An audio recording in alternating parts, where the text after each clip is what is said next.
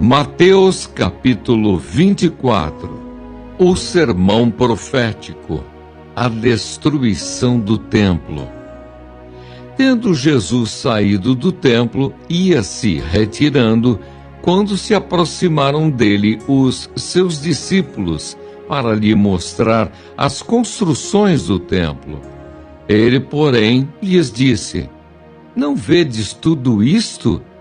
Em verdade vos digo que não ficará aqui pedra sobre pedra que não seja derribada.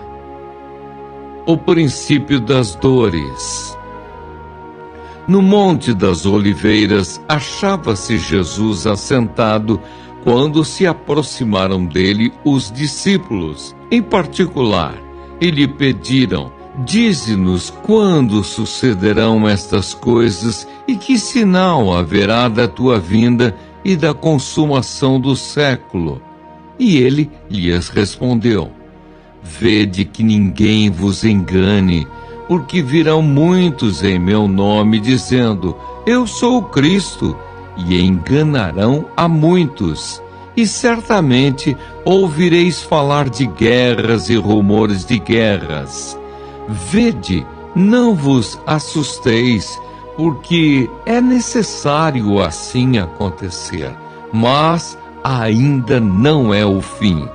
Porquanto se levantará nação contra nação, reino contra reino, e haverá fomes e terremotos em vários lugares.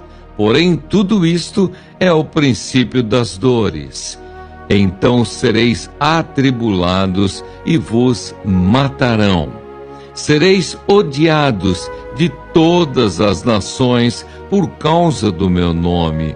Nesse tempo, muitos hão de se escandalizar, trair e odiar uns aos outros. Levantar-se-ão muitos falsos profetas e enganarão a muitos.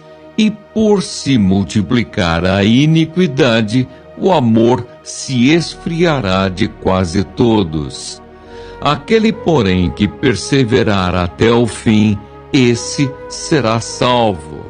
E será pregado este evangelho do reino por todo o mundo, para testemunho a todas as nações. Então virá o fim.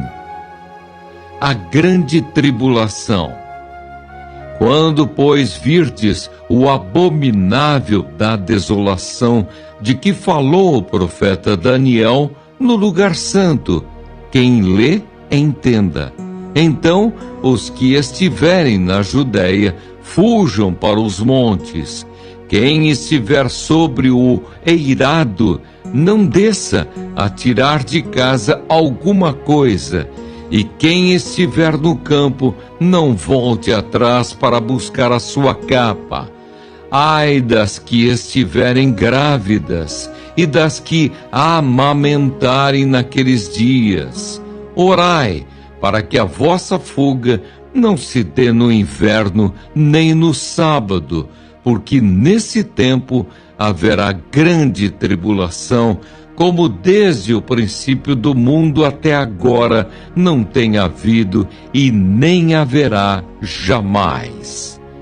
Não tivessem aqueles dias sido abreviados, ninguém seria salvo, mas, por causa dos escolhidos, tais dias serão abreviados.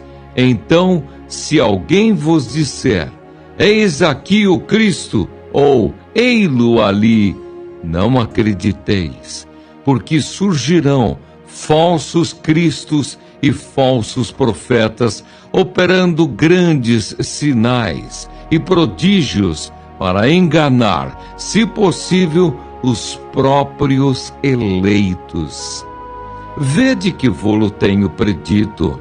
Portanto, se vos disserem: Eis que ele está no deserto, não saiais, ou ei-lo no interior da casa, não acrediteis.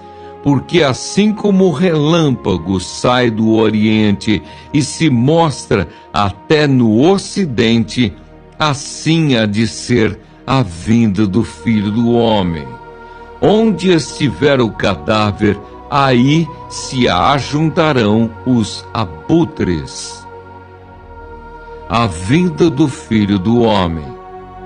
Logo em seguida à tribulação daqueles dias, o sol escurecerá, a lua não dará sua claridade, as estrelas cairão do firmamento e os poderes dos céus serão abalados. Então aparecerá no céu o sinal do Filho do Homem. Todos os povos da terra se lamentarão e verão o Filho do Homem vindo sobre as nuvens do céu, com poder e muita glória. E ele enviará os seus anjos com grande clangor de trombeta, os quais reunirão os seus escolhidos dos quatro ventos, de uma a outra extremidade dos céus. A parábola da figueira, exortação à vigilância. Aprendei, pois, a parábola da figueira, quando já os seus ramos se renovam e as folhas brotam. Sabeis que está próximo o verão. Assim também vós, quando virdes todas estas coisas, sabei que está próximo às portas. Em verdade vos digo que não passará esta geração sem que tudo isto aconteça. Passará o céu e a terra, porém as minhas palavras não passarão. Mas a respeito daquele dia e hora, ninguém sabe, nem os anjos dos céus, nem o Filho, senão o Pai. Pois assim como foi nos dias de Noé, também será a vinda do Filho do Homem.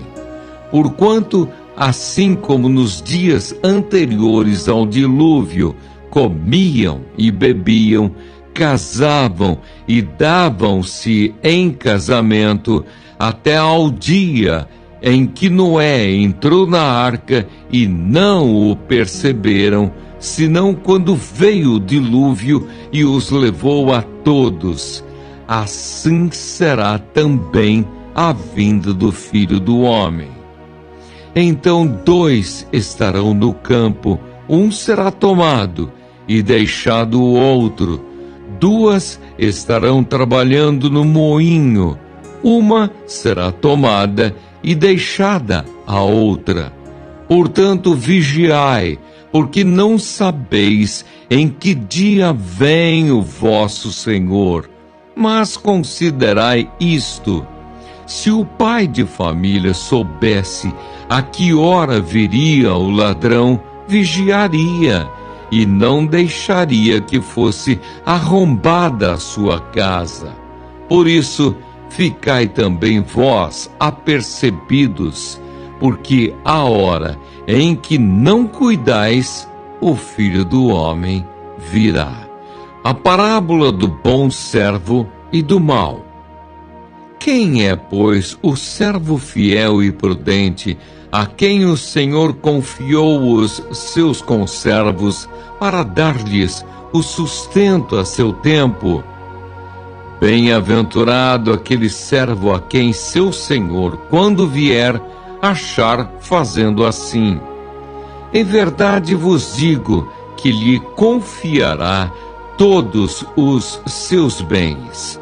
Mas se aquele servo, sendo mau, disser consigo mesmo: meu senhor demora-se, e passar a espancar os seus companheiros e a comer e beber com ébrios, virá o senhor daquele servo em dia em que não o espera e em hora que não sabe, e castigá-lo-á, lançando-lhe a sorte com os hipócritas.